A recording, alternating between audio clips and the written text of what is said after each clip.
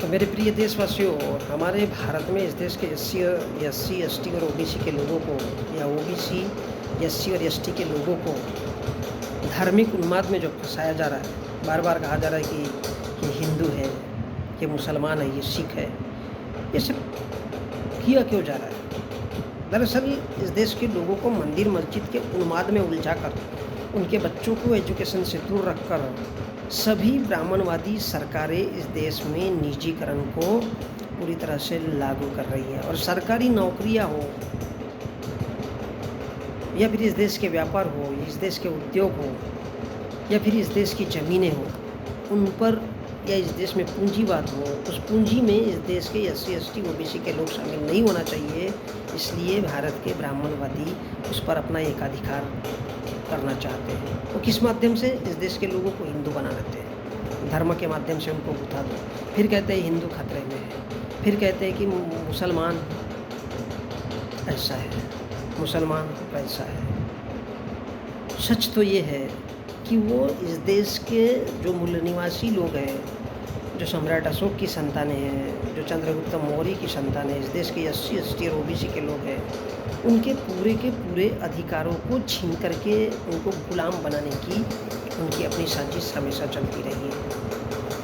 ऐसा नहीं कि हम देखते हैं भारत के संवैधानिक भारत में बहुत कम उन लोगों को नौकरियों में प्रवेश दिया जाता है, और आपस में इस देश के आदिवासी को ओबीसी को दलितों से आपस में बार बार लड़ाया जाता है, ताकि ब्राह्मण, बनिया और ठाकुर मजे से इस देश पर राज कर सके।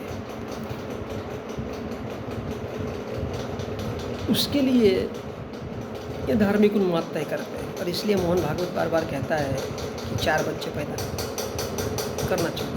इनके साधु संत बहुत ही जागृत होते हैं। लेकिन जिस देश में शिक्षा नहीं होती, उस देश का हाल हमेशा ऐसे ही होता है। वो धार्मिक उन्मादों में ज़्यादा इंटरेस्ट लेते हैं। आज हम देखते हैं ये हिंदू है, वो मुसलमान है, और इन बातों का प्रचार करते करते इस देश में बहुत सारी चीज़ें इतनी महंगी कर दी गई है, वो आम लोगों के पहुंच से बाहर है। नौकरियों पर लोगों का ध्यान नहीं है। आज हम देखते हैं कि तकरीबन 50 से 60 हज़ार लोग बेरोजगार आत्महत्या करके मर गए, किसी को कोई फ़र्क नहीं पड़ा। इस देश के किसान लगभग 50 से 60 हज़ार मर चुके हैं आत्महत्या करके। इस देश की सरकारों को कोई फ़र्क नहीं पड़ा, क्योंकि ये सरकारें हिटलर शाही से भी ज़्यादा खतरनाक है। ये डिवाइड एंड रूल, लेकिन डिवाइड एंड रूल किस आधार पर? धार्मिक आधार पर भारत को बांटना चाहती है, उन्माद दिखा करके उनमें, ताकि इस देश का एससी, एसटी और ओबीसी इन सब बातों को भूल जाए। किन बातों को भूल जाए? गौर करिए, वास्तविक हक अगर देखा जाए इस देश में, तो ब्राह्मणों का केवल 15% जनसंख्या है। अभी परसेंट में बात कर रहा हूँ, प्रतिशत। ब्राह्मणवादी लोग केवल 15% है, 3.5% ब्राह्मण, ठाकुर और बनिया। लेकिन इनके पास में जो अधिकार मिलते हैं वो 89 to 9% है। इस देश की संपत्ति, इस देश के व्यवसाय, इस देश के एजुकेशन से लेकर के इस देश की नौकरियां, पूरा का पूरा उनके हक में है। अब रहा इस देश का ओबीसी, जिसकी जनसंख्या 52% है। इसको परसेंट के हिसाब से अधिकार कितना मिल रहा है? 0.8%। 0.8%। इनका ओबीसी का छीना कितना जाता है? हिंदू मुसलमान बना करके हड़पा गया हक 51.2%। पूरी तरह से कोलैप्स। अब साला तुम्हारी औकात क्या है? तुम सिर्फ मंदिर, मस्जिद और मंदिर का घंटा बजाते रहो।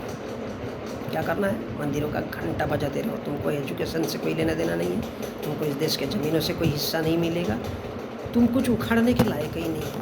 इस देश के एससी, एसटी 15% अनुसूचित जाति के लोग और 7.5% आदिवासी लोग, ये सब मिला करके 22.5% हो जाते हैं। इन दोनों को मिला करके केवल 10% तक दिया गया है। वो भी इस वजह से कि डॉक्टर अम्बेडकर ने उस वक्त आरक्षण की व्यवस्था की थी। आरक्षण की व्यवस्था इससे बड़ी और तगड़ी है इस देश के ओबीसी के लिए, लोगों के लिए। लेकिन वो इस बात को कभी समझना नहीं चाहते। तो 22.5% SC/ST का जनसंख्या का प्रतिशत है, उनको प्राप्त कितना होता है? केवल 10%। बैलेंस कितना रह जाता है उनका परसेंट के हिसाब से? 12.5%। ये दोनों मिला करके, क्योंकि लगभग दोनों भी एक जैसे ही है। 12.5% इनका हक बचा हुआ कौन खाता है? इस देश का 15% का ब्राह्मण, पंडिया और ठाकुर। अब आते हैं माइनॉरिटीज़ की तरफ। तो माइनॉरिटीज़ में अल्पसंख्यक इनकी जनसंख्या हिंदू, मुसलमान, सॉरी हिंदू नहीं, ईसाई, जैन, पारसी, सिख, बौद्ध। तो इसमें जो धार्मिक अल्पसंख्यक है ये 10.5% है। इसमें इनको पूरा का पूरा 0% दिया जाता है, क्योंकि ये धार्मिक आधार पर अल्पसंख्यक माने गए हैं। धार्मिक आधार पर इसलिए इनको परसेंट के हिसाब से पूरी तरह से 0, यानी इनको कुछ भी नहीं दिया जाता। तो इनका पूरा का पूरा बच जाता है 10.5%। और ये इस प्रकार से OBC का 51.2%, 12.5% SC/ST का, और अल्पसंख्यकों का 10.5%। ये सब मिलाकर ब्राह्मण अपने हक में खा जाता है, और इसलिए उसके पास 89 to 9% सारा का सारा इस देश का संसाधन, नौकरियाँ, भूमि। आपने देखा होगा कोई भारत के किसी OBC को बड़ा बिजनेसमैन बनते हुए क्यों नहीं बन पाता है? अगर उनको छोटा सा लोन दिया जाएगा तो कुर्की लगा करके नीलाम कर दिया जाएगा उसका घर। इस देश के SC/ST का भी यही है, इस देश के माइनॉरिटीज़ का भी यही है। लेकिन इस देश में अडानी, अंबानी हज़ारों करोड़ रुपयों का लोन भी अगर लेगा तब भी उसको बैंक कुछ नहीं बोलेगा। आंकड़े देखिए उनके ऊपर लोन कितने हैं वो देखिए। तो ये भारत की तस्वीर है, और इसलिए इस देश के लोगों को केवल धर्म, मंदिर, मस्जिद, ज्ञानव्यापी शिवलिंग, इन सब में उलझाया जाता है, ताकि इस देश के लोग कभी भी भारत के संविधान को न तो समझ पाए न ही जान पाए।